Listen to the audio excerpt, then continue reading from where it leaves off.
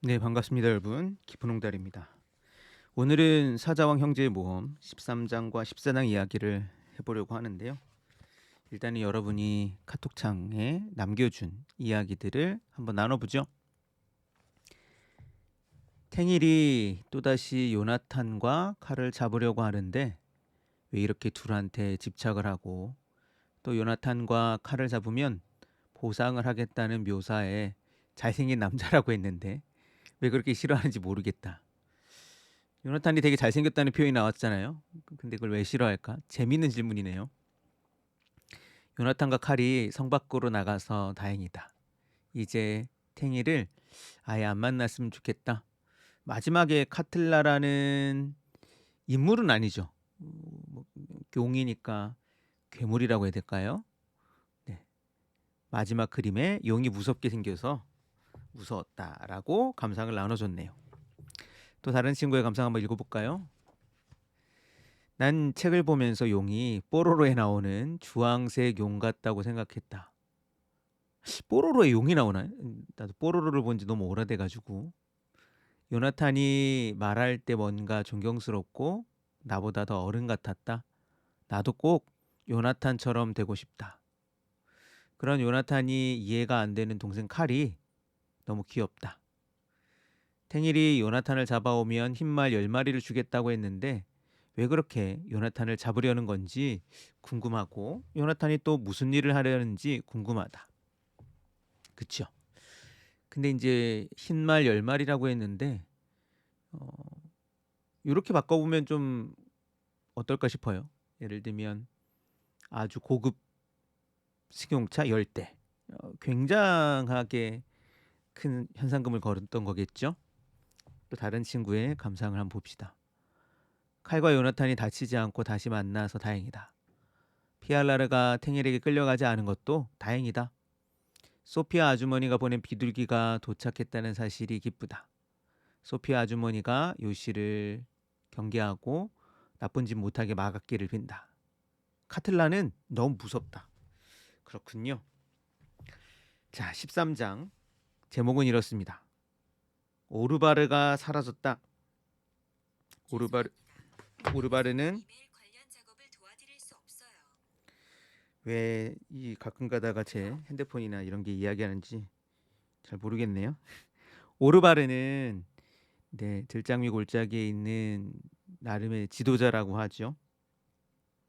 재밌는 건 이제 13장에서 카틀라가 어떻게 달아났는지 그런 이야기를 해줍니다. 탱일은 카틀라를 마음대로 부릴 수 있대요. 235쪽 탱일과 카틀라에 연관된 이야기를 한번 나눠보겠습니다. 235쪽입니다. 그런데 탱일은 어떻게 그 괴물을 마음대로 부릴 수 있어? 그 괴물은 카틀라 동굴에서 나왔대. 까마득히 먼 옛날 그 동굴 안에서 잠들었는데 거기서 수천만 년 동안 계속 잤다는 거야. 아무도 그걸 모르고 있었지. 어느 날 아침 오랜 잠에서 깨어난 그 괴물이 탱일의 성으로 갔대. 불을 뿜으면서 닥치는 대로 짓밟는 바람에 탱일의 성에 살던 사람들이 거의 다 목숨을 잃었나 봐. 그런데 탱일은 어떻게 살아남았을까? 탱일은 죽을 둥 살둥하면서 성 안의 커다란 방으로 도망갔대. 괴물이 그 방 앞까지 따라왔을 때 탱일이 커다란 전쟁 나팔을 불었다는 거야. 부하들한테 도움을 청하는 신호로 나팔을 불었는데 그래서 어떻게 됐어? 벼랑간 카틀라가 땅바닥에 엎드리더니 강아지처럼 탱일 발 아래로 기어오더래. 그때부터 그 괴물은 탱일한테 꼼짝없이 복종하더라나. 오직 탱일한테만. 그 괴물은 탱일의 전쟁 나팔을 겁내기 때문에 그 나팔만 불면 뭐든지 시키는 대로 한대. 그렇게 탱일은 카틀라를 부릴 수 있었다네요. 한편 포포에는 카름이라고 하는 뱀이 살고 있는 이야기가 있습니다. 글쎄요. 카틀라에 대한 전설이 있는 것처럼 카름이라고 하는 뱀에 대한 전설은 어떤 건지 모르겠습니다. 카틀라에 관한 자세한 묘사를 한번 보죠. 239쪽. 마지막 줄 카틀라에 대한 묘사를 한번 책을 통해 보겠습니다. 바로 그 순간이었습니다. 탱일의 성으로 통하는 오솔길 한 옆에 커다란 바위 위에서 카틀라가 불쑥 머리를 내밀었습니다. 우리는 카틀라와 눈이 마주쳤습니다. 그 괴물은 산이 무너뜨리기라도 하려는 듯 으르렁거리더니 코로 연기와 불을 내뿜기 시작했습니다. 몹시 성이 난 듯 무시무시하게 콧김을 내뿜으며 사슬을 이리저리 잡아당기고 온통 야단법석이었습니다. 팽팽히 당겨진 사슬이 비틀리는 소리와 카틀라가 으르렁거리는 소리는 영영 끝나지 않는 것처럼 계속 들렸습니다. 무시무시한 거대한 용 카틀라가 있음에도 불구하고 요나탄과 칼은 카틀라의 동굴 속으로 숨어 들어갑니다. 왜냐하면 오르바르를 구출하기 위해서였죠. 문은 탱일의 병사들이 막고 있어서 문으로는 갈 수 없고 우연히 굴 속으로 연결되는 틈을 발견해서 그 속으로 들어갑니다. 그리고 다행히 오르바르를 탈출시키죠. 이어지는 14장에서는 오르바르와 요나탄과 칼이 달아납니다. 뒤쫓는 탱일의 병사들이 있었죠. 그 전에 오르바르에 대한 묘사를 한번 읽어보죠. 262쪽입니다. 우리가 어떤 책을 읽을 때든 늘 상상할 수밖에 없잖아요. 그 상상을 할 때 배경이나 사건을 상상할 수도 있지만 인물에 대한 묘사도 꽤 우리의 상상력을 자극시키는 데 중요하죠. 오르바르는 어떤 사람일까? 262쪽 마지막 줄 읽어보겠습니다. 오르바르는 과연 남다른 데가 있었습니다. 그저 얽매인 죄수가 아니라 들장미 골짜기의 자유를 위해 싸우는 지도자였습니다. 등불에 비친